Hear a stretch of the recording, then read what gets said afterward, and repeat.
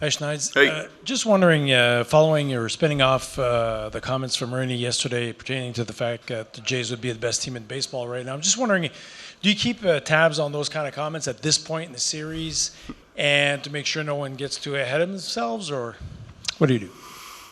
Adam fills me in on some of these comments,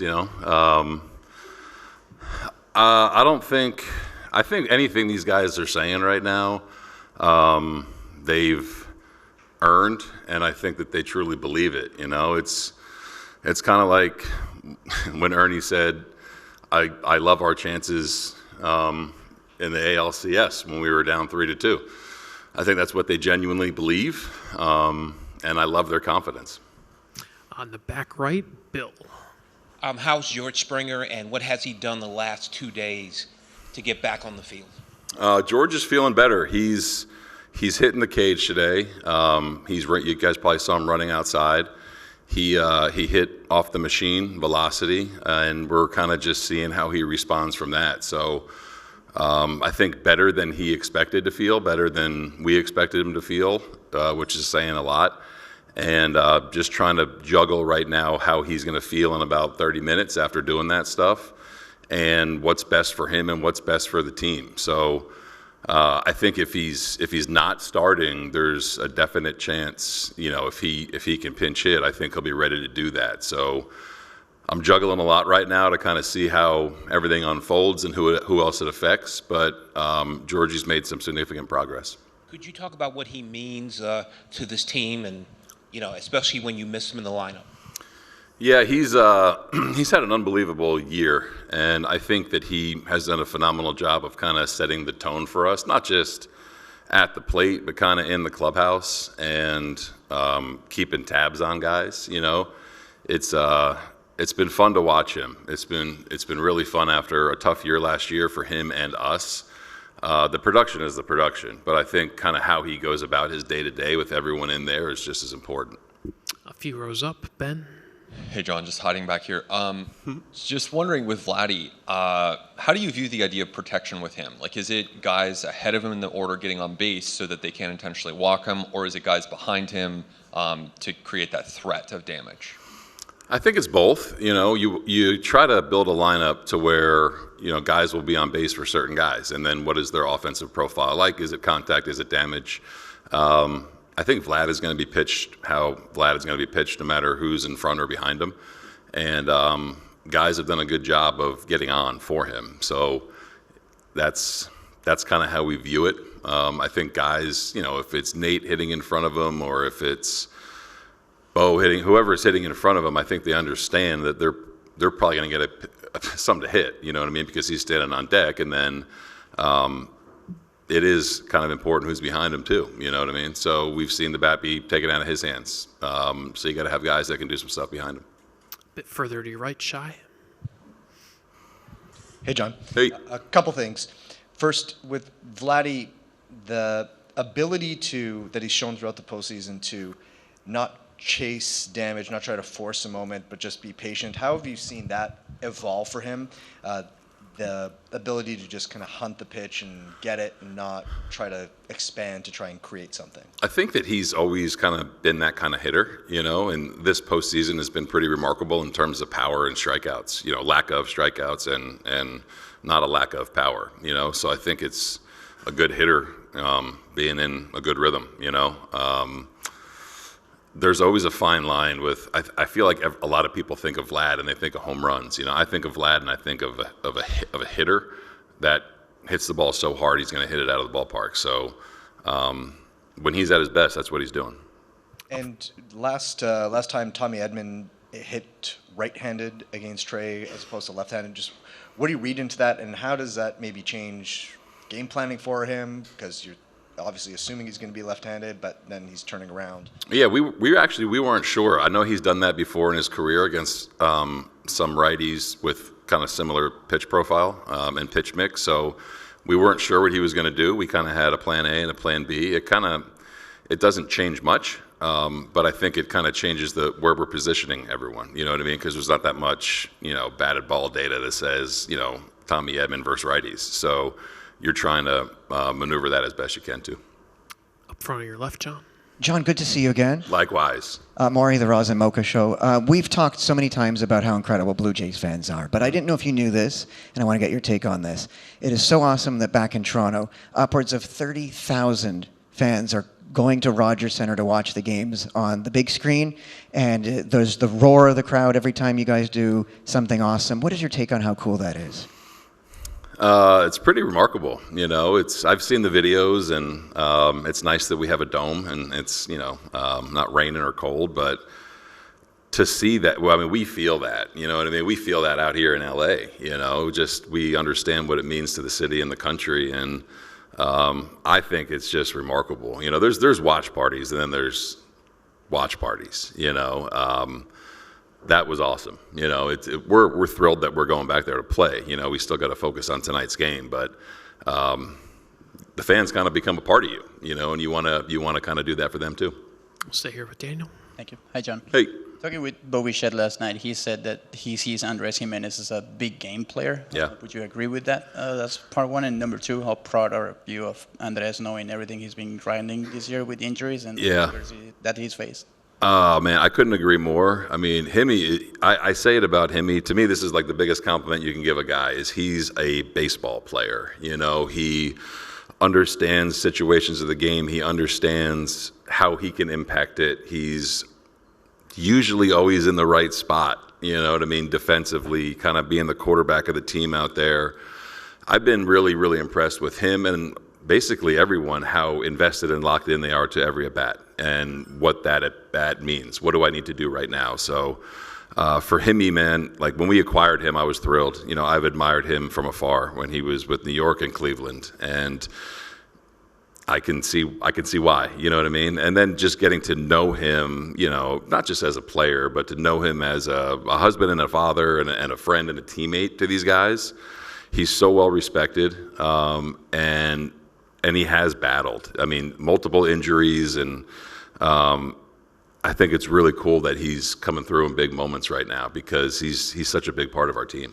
The at-bat, like the one he had yesterday with the RBI, would you say that maybe that has been overlooked or overrated? Yeah, I mean, well, overrated, not for me. I mean, I think people go to Vlad's homer as last night's game, right? But that's a part of the game. It's a big swing. And then those games are usually won kind of in the trenches right there when you get a tough reliever coming in and you got to kind of scratch and claw. So it was, to me, underrated at bat. Him and Ernie hitting the double off Ohtani to kind of get that inning going in the right direction. Mike in the fifth row on your right, John. Morning, John. Hey, Mike. Last night, one of our camera guys saw George moving around in the dugout, getting a helmet on. Was he going to run for Bo in the ninth inning if Bo had gotten on? There was a scenario, he was going to run depending on kind of how many outs or I think Vlad led that inning off with a single. He was available to run, but just wanted to make sure it was the right time and did I want to take Bo out? How important was that run? But he was ready to go. And just, I know that he's not going to start tonight, but I want to ask you about Nate.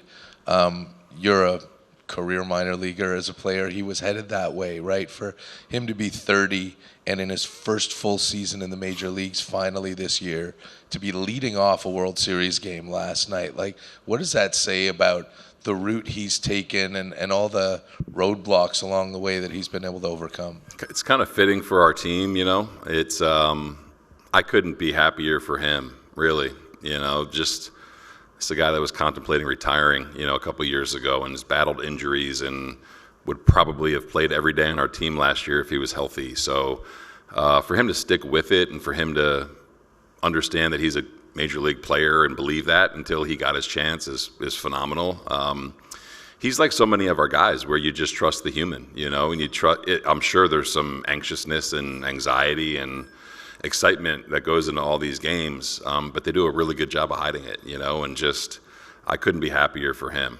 I hated when he fouled the ball off his knee in the previous series because it's, he's waited his whole life to get here. So it's going to be, it was going to be tough to take him out of that game, but I'm thrilled for him because he's paid his dues. We'll stay in the same row with Gabe.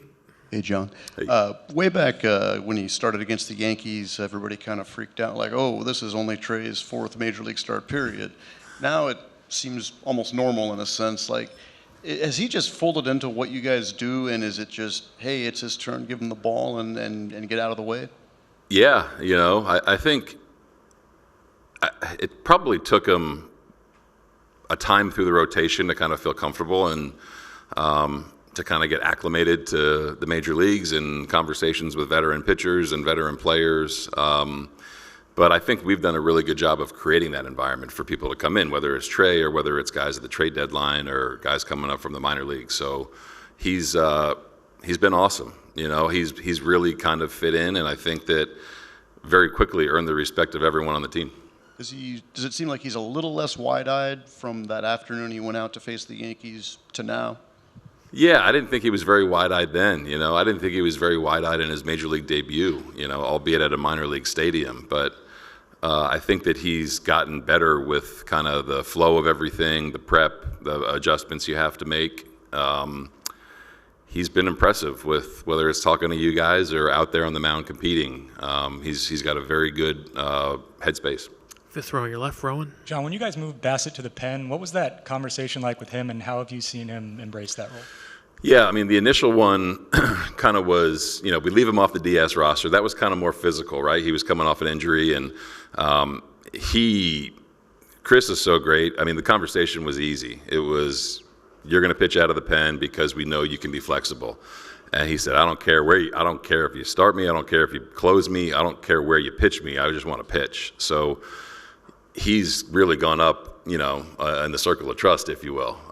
His first outing was kind of a nondescript. We were down against Seattle, but I think he's earned the right to be in any spot. You know what I mean? It's not easy to do, but I think at this stage of the season, man, you just kind of trust people. Chris has been one of our best pitchers for 3 years, and we trust that the routine that is different won't affect him, and he's throwing the ball extremely well.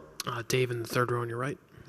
John, Max said a few days ago that Chris was a big recruiter of him to come here. And just how much has Bassitt kind of been a part of the fabric of this team, and how has that helped him, you think, translate into the role you asked him to do even this fall, just because he's so all in to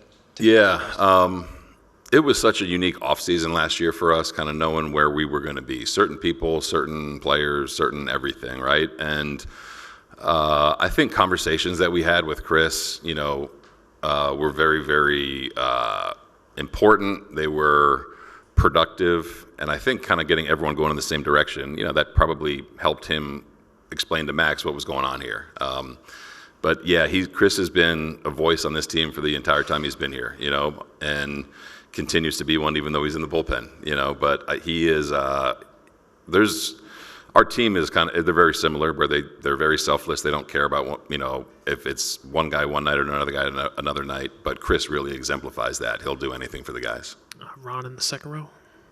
Why do you think in the last year or so we've seen such a revival of use of splitters? I think going back a few years, I think certain people thought they couldn't throw it. They couldn't actually get their fingers wide enough. And I think, like anything, pitch design, has changed. And I think guys have figured out different ways to grip it. Like Gauze is different than Trey's.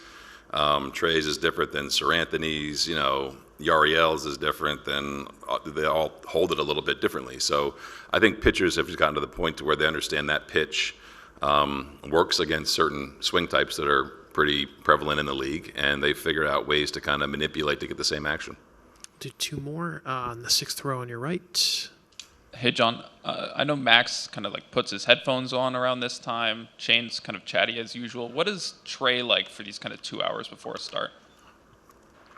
He's pretty boring, he's usually playing cards with the guys, but I think once he kind of meets with Pete and the catchers, he's just very boring. He's very calm. You guys probably see him in between innings. Kind of takes a deep breath, kind of trying to stay present with where he's at. He's pretty boring, I guess is the best way to say it. Kind of just goes about his routine. He'll talk to guys. He won't bite their head off if they're trying to ask him a question or something like that, but he's just pretty steady. And have you thought about, given this ride for Trey, that his next regular season start could be the fourth day of the season against, I don't know who you guys play, but what that is going to be like after all of this kind of build for him, and then he's just going to be starting regular season. Yeah, it's going to be a big letdown. He's going to. I've been saying that regular season is going to be boring for me now. You know what I mean? Yeah, it's wild. You know what I mean? Just to throw a guy in where we did and to have bigger and bigger games every time he pitches has been pretty wild. So we'll think about that next year, but want him to stay focused on what he's doing. One row ahead. We're going to do two last quick ones because I know we're at time, but go ahead. Hi, John. Hey. Darby Schneider and Arnie Kremen said Scherzer is helping them out, in the dugout, and also his competitiveness and also fighting spirit. Mm-hmm. What kind of impact on Scherzer presence have on the team? It goes a long way because he's been here quite a bit in this stage. Max talks to everyone, position players, pitchers, me, Pete, Donnie, DeMarlo.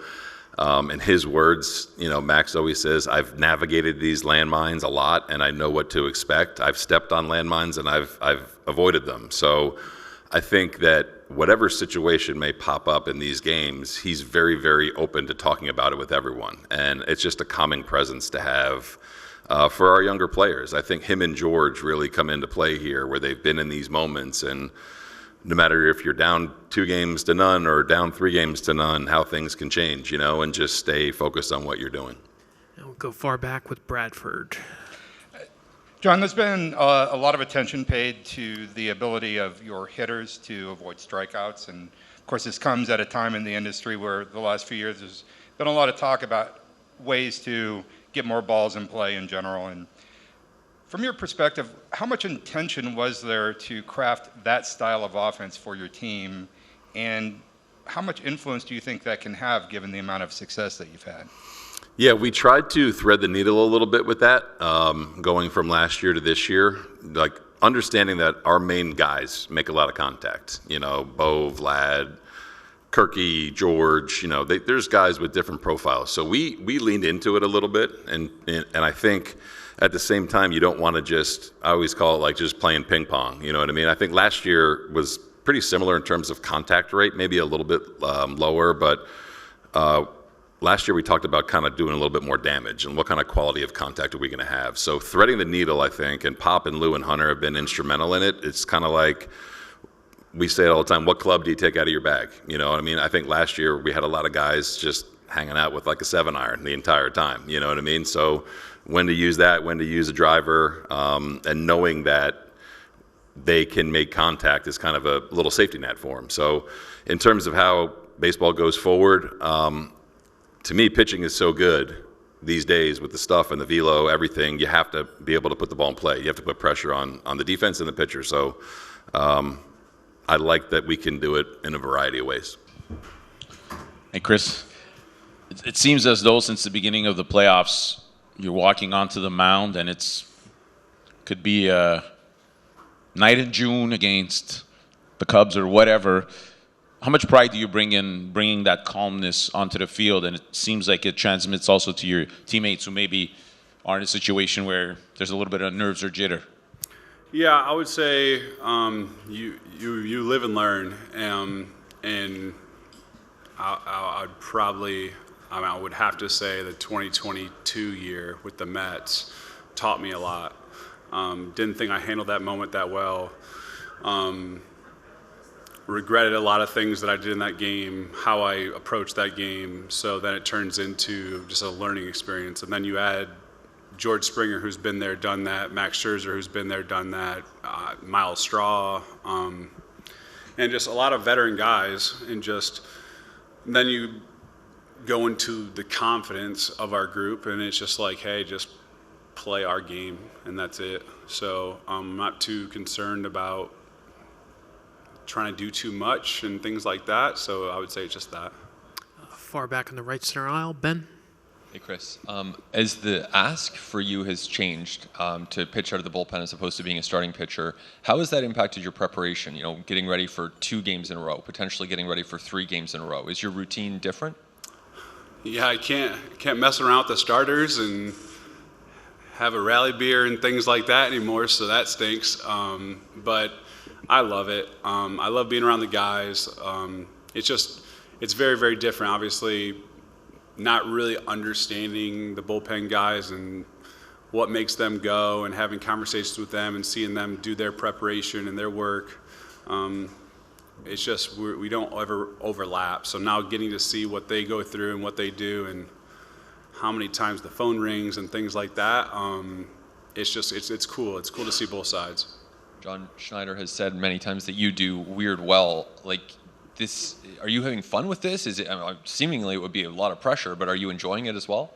Yeah, I mean, again, I just look back to 2022 and I just prayed many, many, many times to get back in this moment. Obviously, the World Series was the biggest goal, but at the end of the day, it was just like, give me one more chance. Like, whatever that means, give me one more chance. And sure as heck, we got it. So I'm just trying to have fun in the moment. I'm not trying to go crazy. I'm not trying to be World Series MVP or anything. That's Vladdy and George and all those guys' job to win. But overall, I'm just trying to be me. And whatever they need out of that, I'm willing to do. One row ahead to Shy. Hey, Chris. As you've watched Vladdy over the course of this month take his at-bats, just from a pitcher's perspective, the way you think of things from your vantage point, how have you seen him control at-bats, and how does that impact pitchers who are trying to attack him? Yeah, I mean, I think I've talked about this yesterday, I believe. It all blends in together, I'm sorry. But there's so many games throughout the year. And the reality is Vladdy's going to probably play every single day unless he really needs a day off. So sometimes we have an understanding that Vladdy's going to go 75%, or Dalton Varsho in center field, who's ran 4 miles that game kind of thing, is going to go 75%. So we might give up a double, or Vladdy might not be able to go first to third, and then his at-bats might be, hey, I'm going for singles and doubles. But then all of a sudden, Vladdy's kind of able to turn it into 100%. I'm going full go, and this is kind of what we expect. He doesn't try to do too much, but when he's going full go, man, I don't know there's many players in the world that I'd rather have than him. So I would say it's just the time of year. You have everyone seeing the light at the end of the tunnel, so to speak, of we have 3 games left. Obviously, playoff start. We don't know when we're going home or how we're going home or whatever it may be. So it's just you get everyone's best effort. So, yeah, very happy to have Vladdy on our team. I'll stay in that same row with Rob. Hey, Chris. Opposite question to Ben's about preparation. What about recovery in this role? And like how fresh is your arm after pitching 2 innings? Yeah, I feel good. The good Lord blessed me with not getting too sore. I'm I'm hypermobile when it comes to everything, so it's not so much soreness, it's more so fatigue. But it's the World Series. I don't think fatigue is going to be much of an issue, so I feel good. What that means for our team, we'll see. But overall, the next 3 games, I'll be ready to throw. The second row on your left, Chris. Ron. In the recovery, are you doing anything differently with ice and the electric stimulation and the red light machines? Luckily for us, we basically have every option, and I'm probably using every option, along with a lot of the other old guys on our team. So yeah, I mean, you name it, we're using it. So different pitching every day than what you would? No, it's just I have to use it every day. Like for the most part, like recovery wise, like for me personally, it's cardio and recovery the day after I start, and then overall I feel pretty good. Now it turns into an everyday thing. So it's just more that I have to do, but at the end of the day, it's okay. And you mentioned rally beard. What was the genesis of that? Baseball. Everyone does that, I think.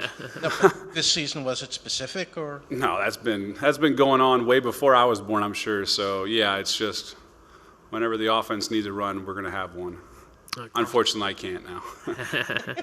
Across the aisle to your right, Mike. Chris, when you say you regretted everything about that 2022 start with the Mets, what specifically, what would should you have done differently, or how could you have approached it differently?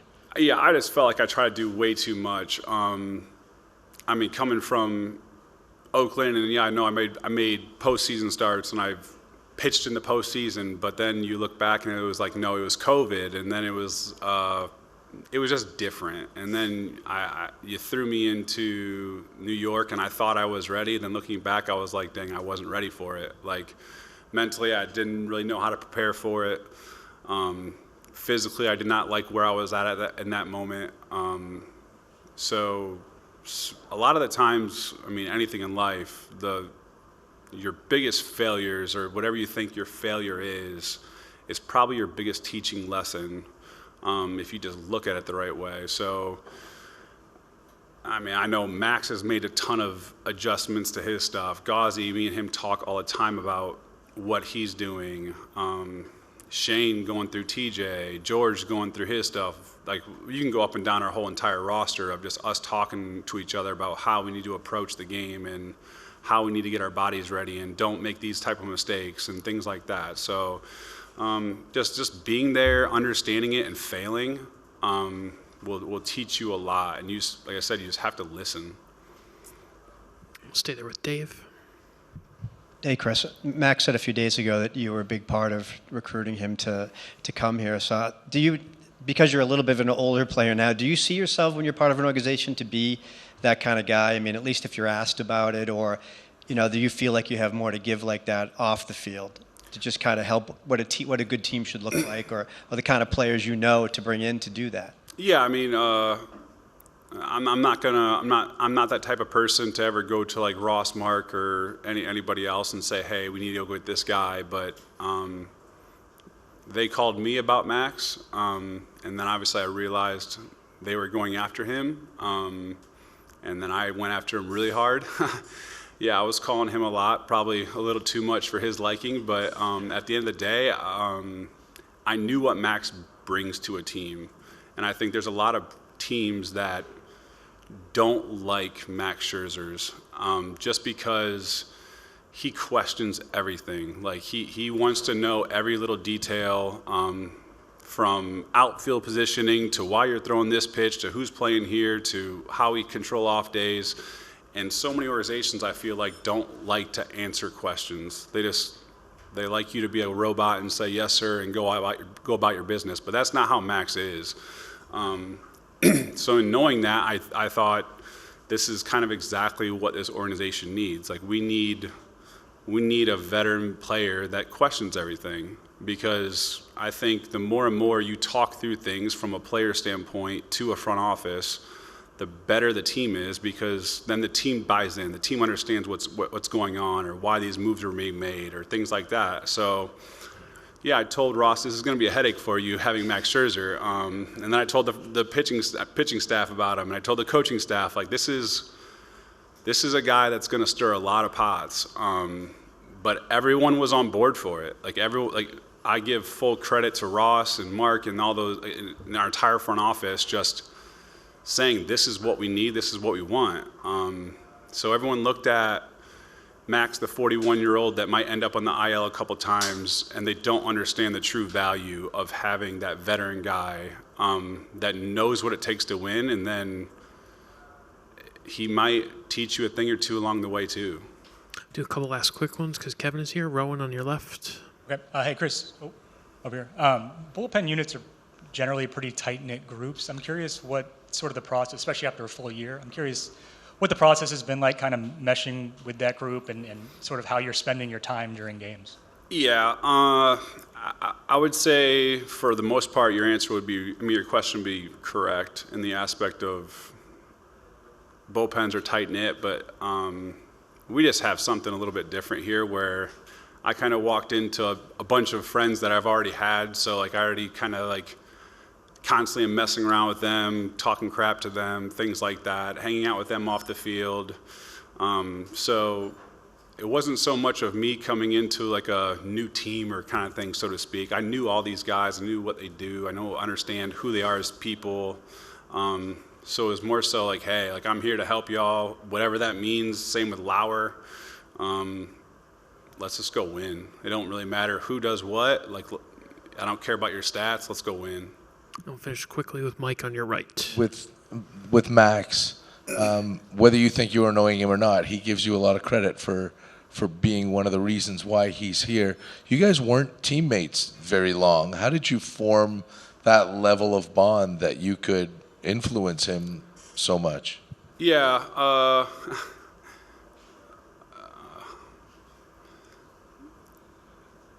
Lou Trevino, I'm really good friends with Lou Trevino, and obviously played with him in Oakland. Lou and Max live really close to each other in the off season, so they know each other. And Lou called me after he signed him. He said, "Hey, like, I'm sorry." When I went to New York, and he was like, "Hey, like, you two are either gonna love each other or hate each other. There's not gonna be any in between. Like, you guys are way too similar." So, luckily for me, he's one of my best friends. I'll be best friends with him for a long time. So, when I realized that they were going after one of my best friends, I was like, man, like, I need one more crack at this with you. Like, we didn't get the job done in 22, but damn, like, if there's any guy, like obviously Gauzy's now on that list, and Barrios and things like that, but if there's anybody that I want to win a World Series with, I want to win with Max. Kevin, we just heard Chris almost welling up when he talked about being best friends with Max Scherzer. I know he's in the bullpen now, Bassitt, but it feels like this whole rotation, this whole pitching staff, this whole team has this really unique closeness and bond. Obviously, if we're talking about best friends, that's a different thing. But over your 4 years here, how has that developed, and what have you seen change to get the team to the point where it is now as far as that clubhouse is working? Yeah, I mean, honestly, I think the first word that comes to mind is respect. You know, I think we all have a level of respect for each other and what each guy has been through to get to the point where we're at now. You know, obviously Max is, you know, at a different level than everybody else, you know, if you look at the accolades and whatnot. But honestly, just a lot of veteran pitchers. You know, we've had some young guys kind of sprinkled in there the last couple of years, but really it's kind of been the old guys, you know, and we kind of take pride in being able to go out against some of these young guys and pitch better than them, you know. And so I think, you know, we just kind of relish the opportunity to go out and continue to kind of go against the grain of everybody thinking maybe, you know, these guys don't have it anymore or whatnot, you know. So really, since I've been here, you know, the starting rotation has been really close. We all watch each other work, we watch each other's bullpens, and I think that adds to that respect. When we got here to LA, nobody knew where this series was going to wind up, whether it was going to go back. What does it mean to you to be able to get the ball pitching again in a World Series game in Toronto, potentially with a chance to wrap it up? Yeah, I mean, it's exciting. Rogers Center is going to be fun. It's going to be electric. It's going to be everything that it has been for the last month and probably more, you know. So we're excited to get back there. Obviously, we're really good at home, so we feel confident playing in front of our own team. You know, the fans there have been awesome, especially lately. They bring the energy. They pick us up when we need it. And so, you know, yeah, obviously coming here was the goal to get back to Toronto. A bit further back to your right, Rob. Hey, Kevin, you've talked many times about when you were a free agent and considering options and how much research you put into it and what made you decide upon Toronto. Now, it's taken a little while to get to this point, but what really attracted you to the team in terms of the direction you felt it was headed at the time? I mean, I've said it before, but after the 21 season, I believe they had the best offense in baseball. So being a starting pitcher, that's, you know, you like that. So looking at that, it was kind of, all right, that might be fun to pitch for them. You know, I've played in the AL East the majority of my career, so I know what Toronto is like on the visiting side. Unfortunately, I've been a part of, you know, 2016, Edwin ended our season, and I've seen that fan base, you know, at its highest level that I know of, and now even more so. So it's exciting to be a part of this, you know, the first World Series in 32 years. And it's more exciting that we're going back to Toronto and able to play in front of our home fans. 6 rows back on your left, Gabe. Hey, Kevin. You've been around for the facility buildup this organization's had both north and south of the border. What do you think the impact will be on this playoff run, regardless of outcome, with regard to the organization further kind of planting its flag and becoming even more of a destination for players and otherwise? Yeah, I mean, I think you really got to look at, our head honchos for turning Rogers Center into, what I always thought was a great place to play. But now as a fan, I mean, you come to watch a game there.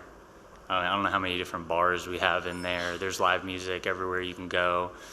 Great food options. I mean, it's kind of turned into a big party. So it's a lot of fun. But, on the other side, I think when I first signed here, I saw the talent, and everybody talked about the talent. We've always had the talent since I've been here. So it's nice to kind of get to a point where that talent is kind of matured into being one of the last two teams. And so that's really exciting. I hope free agents can kind of open their eyes a little bit at the fact that, I mean, if you're watching this series and you watch the games in Toronto, I mean, why wouldn't you want to play there? The fan base is incredible. They love their athletes. So if you're looking at our spring training complex, I think we have the best one in baseball, So really our new clubhouse in Toronto is, I don't know if there's many above it. So, there's a lot to like, and now we're in that conversation of being one of the best two teams. Second row, your left, Kev, Ron. After being one of the few splitter pitchers for the first half of your career, why do you think so many people in the last few years are sort of following you and developing that pitch? Well, I mean, I don't know if I'd necessarily say they're following me. There was a lot of guys way before me that had really good splits. But I think, honestly, I think there's so many good pitches in today's game. There's so many good sweepers and sliders and cutters. I think the split is almost kind of just a little bit different of an animal. You can recognize the spin and you can still have a pretty ugly swing on it if the metrics are right. So it's kind of one of the few pitches I thoroughly believe a hitter can know it's coming and still get out. I've always felt like the changeup is the best pitch in the game because it looks like a fastball, and anything that looks like a fastball and isn't is really good. So I think that's why the split has kind of made a turn to, you're seeing a lot more guys do it, and I'm happy to see a lot more starters do it because it was always kind of more of a reliever pitch. So to me it's exciting to see guys like Yamamoto throw it a lot, and it's a hard pitch to control, and sometimes you don't need to, but it definitely helps if you can. It's definitely my kind of bread and butter, and the reason why I'm here, to be honest. So, I'm definitely pro split. Do you think during the World Series how different your life and career would be if you hadn't been at Grand Canyon that day and run into Chris Brown? What's that? Do you think how different your pitching and your career would be if you hadn't been working out at Grand Canyon that day and run into Chris Brown? Yeah, yeah, for sure. It's, everybody's career here is unique in their own right. I've had definitely my ups and downs over the course of my career, but I've always believed in myself and really believed in that pitch, and it's only got better the more I've thrown it. Thanks. Take a couple last ones, Mike. Speaking of everyone's career being different, I wanted to ask you about Nathan Lucas. You were a first-round pick. You were in the big leagues at 22. He was a guy who really grinded and didn't get a lot of opportunities. And this is his first full season in the major leagues at 30. And there he was yesterday as the leadoff man in a World Series game, and maybe again in Game 7. And I see you're starting to smile. Like, what does that mean when someone like that who's been through that can get there? Yeah, it's cool. It's a testament to him and his belief in himself. I know he thought about not playing anymore, and now, like you said, he's leading off in the World Series for a team and an organization that hasn't been here in a long time. So, pretty cool for him. What does it mean that all these guys who, not much was expected from this year, whether it's him or whether it's Ernie or Barger, have sort of banded together to form this offense that has taken you guys this far? It's almost like an overlooked crew beyond the big guys. Yeah, I think honestly, if you watch like the second half of last year, I feel like all those guys kind of made huge adjustments, and it kind of going into the off season, it was, we can maybe rely on this guy to really take a big jump, and some guys have more than others, but man, everybody has contributed this year, and it's been a different guy every game. So that's what's been most fun for me to watch is, yeah, we have the big name guys, but it's those other guys that are really kind of setting the table for those guys and coming up with big hits and playing out of position, and it's just been a lot of fun to be a part of.